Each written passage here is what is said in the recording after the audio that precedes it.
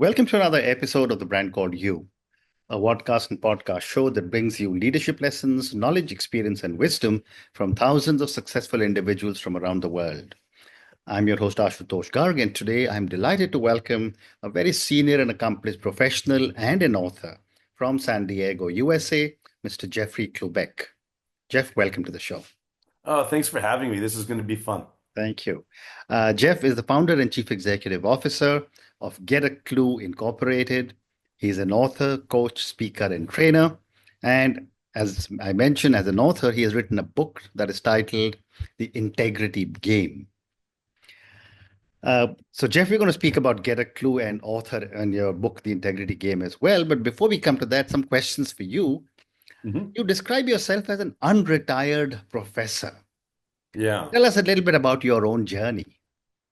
Well, I started teaching when I was pursuing my master's degree at San Diego State. Hmm. And there's a little backstory there. I was chasing a professor that I always wanted to take a course from. And by the time I finally, as an undergrad, by the time I finally petitioned and got the grades to get it approved into the major and was eligible to take the course, it was being taught by a graduate student instead of the professor that I wanted to study under.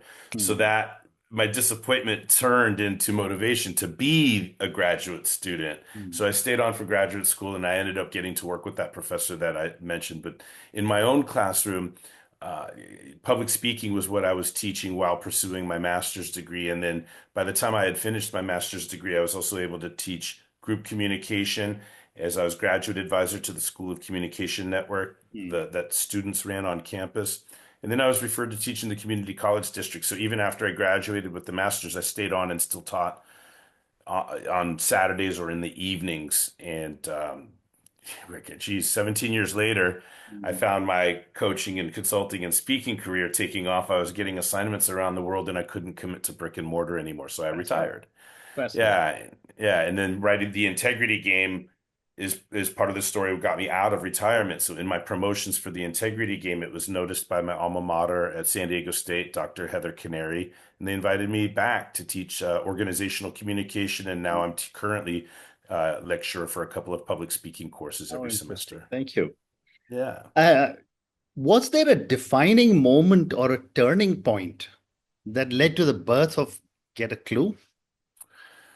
Well, get a clue. It's to be vulnerable, it's almost like making fun of myself before the other kids on the playground could, right? So growing up, there was like Clueless and anyway, so Get a Clue was actually the name of an editorial Hmm. that I created on the sports page for the newspaper. I was sports editor of the newspaper in high school, and so Get a Clue. When I found out what an editorial was, I was like, wait a second, we can write our opinions. And yeah, that's what an editorial is. I'm like, well, can we do that on the sports page? And why not? And so that's the birth of Get a Clue is just to Wow. create controversial copy so that Hmm. I could sell more advertising on the back of it, to the pizza shop, right? Hmm. But as it evolved, then as life progressed, it got to a point where I decided I wanted to go into business for myself or be able to market myself. And I believed I was going to start off marketing myself as a consultant, but I formed a C Corp called Get a Clue that I imagined. Yeah, I had this vision that it would be the owner of, could be the owner of companies beneath it, depending on where my career went. And so that's the birth. Get a Clue is just basically my personal C Corp Sure. for, Yeah. yeah. And we will talk about Get a Clue in a few minutes. But hmm my next question is that you worked across 14 countries in 4 continents. What have been some of the most powerful lessons that you have had as a coach when you have worked with such diverse clients? I think that, I mean, the first thing that comes to mind is eye contact. Eye contact, the focus, effort. Yeah. There's studies that we're aware of. I think UCLA originated the studies about how little of our communication is in words. And, words are powerful in and of themselves, but so much is nonverbal. Mm. And wow, you can get a lot done non-verbally if you're paying attention. Also, clarity of mission, clarity of purpose. I knew what my assignments were. I knew I was there, and even if there was a culture barrier, um, the unification of purpose made the decoding easier, Mhm. if you will. And as tech, there was one time I remember where I had to have we had the cell phones on the table and we were actively using translator, Mm. etc. But most of the human connection was on shared purpose and deep commitment with eye contact and uh, openness to letting everything come to and through nonverbal communication. Mm. Well said. So let's now talk about Get a Clue. When I was reading about you, preparing for my conversation with you, Hmm. it was fascinating to see that you do a lot of work with solopreneurs and micro business owners. Yeah. What are some common problems, or what are some of the common productivity challenges such entrepreneurs face? There's wow, how much time do we have? Um, I Yes. mean, and I say this because it's kind of funny because a lot of times, right, our work Yeah. that we do in the world, Mm. isn't it a projection? Mm. Aren't we projecting? Isn't this really like the work that we want for Correct. ourselves and need for Correct. ourselves? So let me tell you my problems. And it's small, Absolutely. right? Absolutely. Yeah, yeah. Yes. Well, first of all, Mm. I mean, I see this jovial, right? But my initials are in every box on my org chart. You know, Mhm. that's one we'll get, right? Mm. So, in other words, a founder or a solopreneur or a micro business owner, they got it off the ground and now it's part of identity and they're buried in it and they're responsible for all of the major accountabilities of the organization, right? But they aren't able to hold themselves accountable to their own key performance indicators. They can't, a surgeon can't operate on oneself, right? So and then of course because of emotional needs or because of behavioral style, usually the choices on what to do in a day are going to gravitate towards easy, convenient, and natural versus what's necessary and difficult, Mm. right? And then of course we tell ourselves stories and we believe them and we justify our behavior by our intentions. And our spouses aren't the best people to hold us accountable objectively, Mm. right? I'm just talking about, and then hiring, staffing mistakes. You know, if people are afraid of investing, if they don't know where if their funding is going to run out or where their next deal is coming from, so they're afraid of people get afraid of investing in their business in necessary ways. I can keep going. Staffing problems, people Yeah. get afraid of Yeah. making a staffing mistake. Mm. People don't set themselves up to delegate properly after they've staffed, so performance management can become an issue after staffing mistakes. Uh, Wow. I, uh, That's a I, long that's a yeah, long yeah, menu of yeah, challenges, but thank you. And I'm yeah. sure, I mean that I'm just getting started. yeah, and I'm sure you got answers for, each of these when as you support so many different entrepreneurs. Yeah. There's a lot of well, you can't Rome wasn't built in a day, they say, Right. right? So it's like, okay, if there's 100 things we got to take care of, you go back to the concept of the one thing. What's the one thing that we can do such that by doing it would make so many other things easier? So we look for synergy, we look for leverage, we look for ways to avoid mistakes, but we got to get honest about what the real issues are. We got to get honest about who we are so we can conduct behavioral assessments to figure out which duties in an organization are most likely to be performed really well, which are going to be ignored. So we make plans for, Mm. position descriptions and strategies for delegating effectively. And there's a lot of strategies, soft skills. It's all soft skills. Yeah. Yeah. Well said. And since you just spoke about soft skills, that gives me the segue to my next question. What are the key components of your soft skills training that you believe every entrepreneur should master?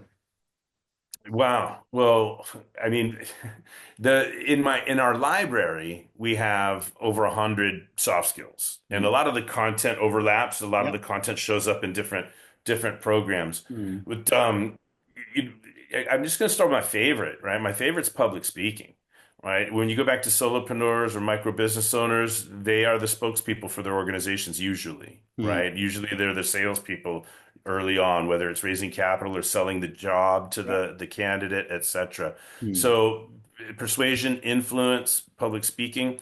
Something else that's very important, I believe, is branding. Hmm. And I think that I don't know how thoroughly people understand or how thoroughly people get confused by branding. What's a brand? What is it to brand oneself? You follow? But we have to understand what's our promise to the marketplace, Yeah. and then what are the competitive advantages that allow us to shout those promises from the rooftops, right? Sometimes networking is really important, either inside or outside of the company. You've probably heard the saying that your network is your net Yeah. worth, Yeah. right? So we love coaching people up on strategies on to make networking easier because not it's like public speaking. Not a lot of people love networking, but it's necessary, right? So a lot of these soft skills that have a fear in front of them, um, leadership and influence, you've got to get comfortable with vulnerability, change management, delivering constructive criticism. There's a lot of soft skills that come to mind, but if I had to group them all into three buckets, Hmm. it's engagement, motivation, and accountability. How That's do it. we get people engaged? How do we get Yeah. people bought in? How do we provide motivation enough to change behavior? And then how do we provide non-threatening accountability? Correct. At a high level, those are the three buckets. Well said. You also coach entrepreneurs to stay motivated when they face burnout or hit a plateau. Tell me a little bit more, and how do you go about this?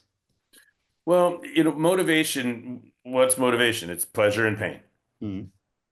Right? So that, to be simple about it, it's asking a series of questions that help the subject, the client, the entrepreneur, the CEO, whoever is got a high level of responsibilities. What counts as pleasure and pain? A lot of times somebody says this hurts, and they're not looking at the other thing that might hurt more. They're just looking at what hurts, right? Mm. And Mm. so breaking out the scales Yeah. and encouraging people and creating space for people to stack it up. Mm.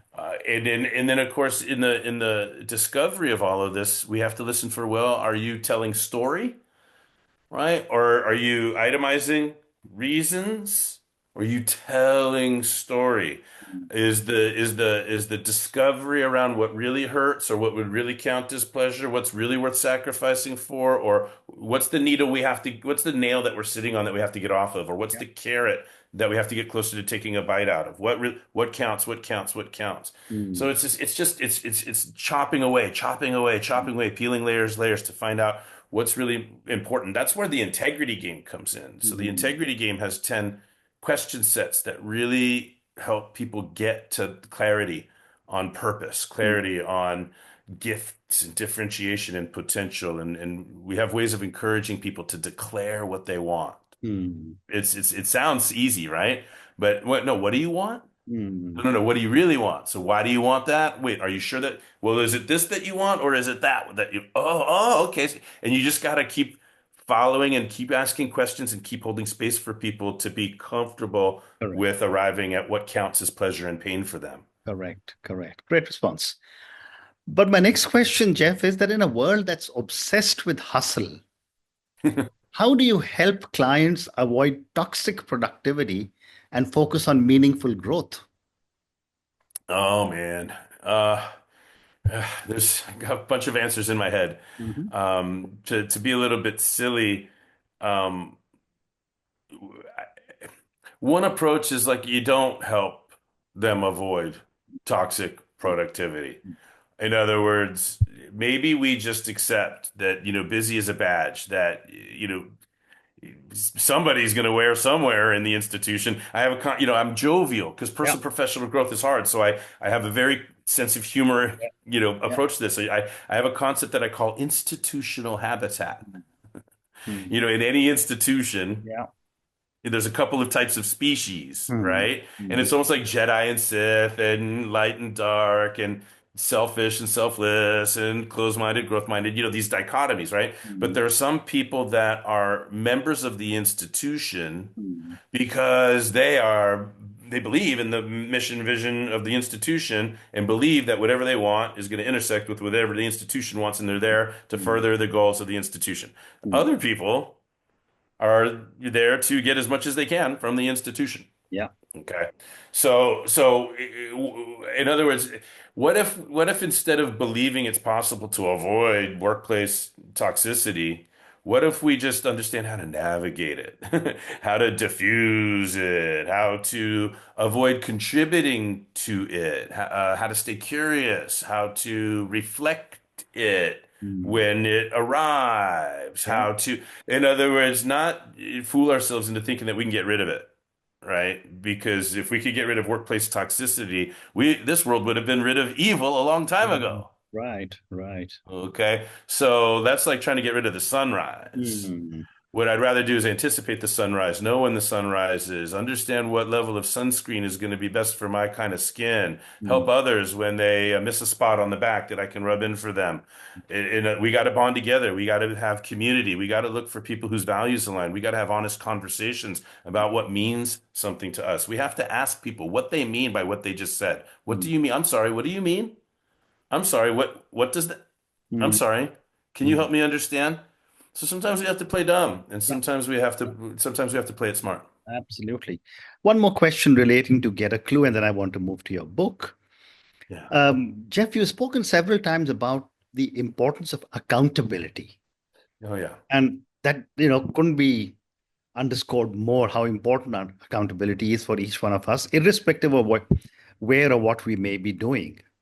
Yes, sir. What are some practical ways solopreneurs can create external accountability when they work alone?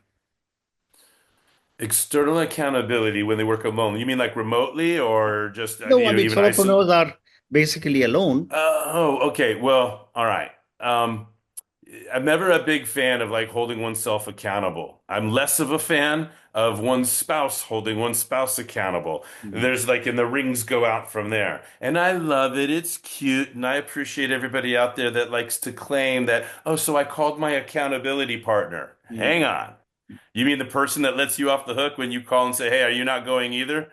Okay, yeah, I've had that one of those accountability Yeah, partners too. yeah, yeah. 5:30 in the morning and you're just hoping that they're at least a minute late so you have an excuse not to reach out and you're playing this game in your head about accountability partner schmartner. Correct. Okay. And so accountability then becomes like one of these words that gets watered down. Mm. A preconceived notion precedes the real importance of it. And so what I'm getting at is number one, accountability takes technique, it takes Mm. structure, it takes patience, it takes skill development. Accountability is something everybody believes they understand what it is because they can pronounce it. Mm. But like parenting or driving, everybody thinks they're really good at it. It's just everybody else who sucks, Mm. right? Mm. So there's a couple of things that are problematic, right? So if you want that's why I'm a big when I learned accountability and I learned how to construct a coaching session and deliver accountability, and then when I learned how to make it less and less and less and less threatening, because I was so eye-opened about how much guard comes up, how much smoke and mirror comes out, how Mm. much slipping and sliding, and what about you, coach? And but and so looking within is the last place. Correct. Right. Correct. So so it's just a lot of love for people, a lot of Mm. patience, a lot of communication skill. I think being in the classroom for, then 20 before retiring and now another three since, Mm. I just, I don't know. There's some of it is, I don't know, but accountability. The other thing that I do know is this. We all have a fight or flight response Yeah. when we perceive physical danger. So we will swat and duck automatically if we hear a buzz, even if it's a Mm. fly. So even if it's a non-threat, Yeah. because we're hardwired and spring-loaded to defend ourselves, we Correct. will attack or run from a Mm. non-threat. Well, we do the same thing emotionally when Mm. information comes Yeah. along that contradicts our sense of self. It's called ego defense. Mm. So knowing what I know about communication, public speaking, critical thinking, the barriers to critical thinking, ego defense being one of them, and Mm. then when we integrate what I've done in the classroom, what I've done with my masters, with what I know about personal and professional growth, Mm. I've got a competitive advantage on teaching accountability. I've got a competitive advantage on making accountability non-threatening. That's Mm. why I call it the integrity game instead of the accountability game. Yeah. Well said. Well said. So, Jeff, now let's talk about your book, The Integrity Game. Yeah. Um, Tell me a little bit about your book. What was your hypothesis when you started? And Why did you use baseball as the parable? Well, yeah, everything's multi-determined, right? So the integrity game used to be just the name that I gave a dialogue inside my coach's training. So it started off where what happens if somebody is in a session and they commit to something in the session and then they come back to the next session having not done it? What Mm, does the coach need to do? Time to play the integrity game. That's what I would call it to make it mm, less threatening. All right, we got to play the integrity game now. You're not in trouble. You're not a bad person, but we're going to play the integrity game. mm. Why didn't you do it? What are the consequences of it not being done? And are you going to decommit or recommit? Let's clean that up and let's move forward on that, right? But then I got, so it's all part of accountability, but I'm trying to package it like Trojan horse to make it more digestible and more receivable. Right. Well, I was given an opportunity to do a keynote in pre-vax COVID for the Specialty Advertising Association of California. When I sent them the list of topics, I was bored with it, so I put the integrity game in there just to make it look a little more sexy. And they Mhm. chose the integrity game. So next thing I Mm. knew, my brain is just kind of assembling all of these pieces, and it came up with this 10-point model that I was kind of onto before. I think I had 7 of the 10 pieces, but to finish it out, I created 10 pieces, and I just kept on coming. It just kept okay, the framework is there. The framework is there. So I delivered it as a keynote, and then and then it was like, wait, if I have an intro and a conclusion, now that's 12 chapters. And so I was very inspired by the E-Myth Revisited by Michael Gerber, or Who Moved My Cheese, or One Minute Manager, The Power of the Parable, a digestible read, Mm. right? That makes the concepts. And if we tell a story about somebody else, it actually makes it easier for the reader to look within. But Correct. if we're telling the reader, you, they're going to put that book down in a heartbeat, right? So, meanwhile, vulnerably, I'll share that while this was happening, my parents were failing. They passed 3 weeks apart in September 2020, pre-vax Oh, COVID. So I mm. delivered the Terrible. keynote while I was caring for my failing parents. So back to why baseball? Well, my parents, as wonderful as they were and as much as they did for me, they never put me in Little League baseball. So it was a Mm. missing for me growing up. I've overcompensated a little bit by raising my oldest son. He's playing college baseball now, so Wow. it's a passion. Baseball's a Mm. passion for Mm. me. It was a bond with my dad, but we would watch on TV and want to take it to the next level. So my son is playing college baseball as we speak. Mm. And so I wanted to so the parable, it has elements of all three of my kids in there. So there's a baseball player that makes the big league squad. He's kind of representing my oldest son. There's a cotton candy salesperson who's working at the baseball park because she wants to go into food services and be, a CEO in the food services industry. She's based on my daughter. And then my youngest son, he comes in at the end as the doctor who's helping raise money through charity, etc. So all three of my kids have qualities infused in characters in the book. And I wrote this huge dedication to my wife because I was like going through midlife stuff. My parents just passed, and what if I get hit by a bus? Yeah. So I decided to try to bring it all together. Let's introduce this model to the world. Let's honor my family and create some legacy. So if this is alive. If anything happens to me while I'm thinking about, it was therapeutic for me as I was Yeah. mourning the loss of my parents. And there's just so much built into it. But now, I delivered the keynotes. It's the packaging for everything I do for a living is all a matter of integrity. Mm. Amazing. So, time for one more question, Jeff. Hmm. You talk of 10 points of integration in your book. Yeah. What do you hope readers will take away from your book? Well, at the highest level, that accountability doesn't have to be threatening if we're honest about what we're willing to be held accountable for. We had so much of the world would rather stand at the water cooler, having never declared what they want, Mm. complaining about all the pressure being put on them because of the people that have declared what they want, right? So we want to make it easy and fun to look within. We want to take the judgmental vibration out of the use or connotations of the word integrity. When I do keynotes, I say, how many of you have integrity? Everybody raises their hand. But when I say, well, hang on a second, what is it? They say, be your word and do the right thing when nobody's watching, as if All right. they're angry at, wait, it doesn't add up. Everybody in this room has integrity, but you all seem to know how other people don't. So I want to take the judgmental vibration out Yeah. of the use of the word integrity. I want to make it more objective. And then the other thing too is like don't come with the problem, come with the solution. We've all heard that, right? Yeah. So don't tell me who's out of integrity. Tell me how would you increase theirs? Correct. Don't tell me who's out how let's make it actionable. Let's Yeah. create a model where people can actually retrofit themselves, increase their structural integrity, and be more resilient to the pressure tests. Because like a building, bridge, or tunnel will collapse under pressure tests without structural integrity, well, so will individuals, teams, and organizations.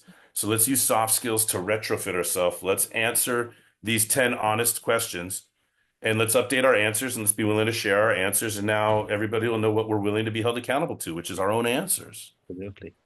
Great response. And on that note, Jeff, I just want to say what a fascinating conversation this has been. I mean, I think I picked up some very, very interesting insights from you, not just about your own journey, but about from get a clue on productivity. We spoke about soft skills. We spoke about burnout. We spoke about toxic productivity. We also spoke about accountability for solopreneurs. And then, of Yeah. course, we spoke about your book, The Integrity Game. I'm going to ask all our viewers and listeners to go and check out Mr. Jeffrey Klubeck's book, The Integrity Game. I will do the same. Thank you again, and good luck to you. Thank you so much for having me. This was great. Thank you. Thank you for listening to the Brand Called You videocast and podcast, a platform that brings you knowledge, experience, and wisdom of hundreds of successful individuals from around the world.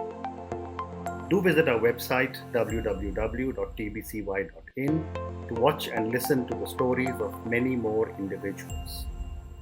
You can also follow us on YouTube, Facebook, Instagram, and Twitter. Just search for the Brand Called You.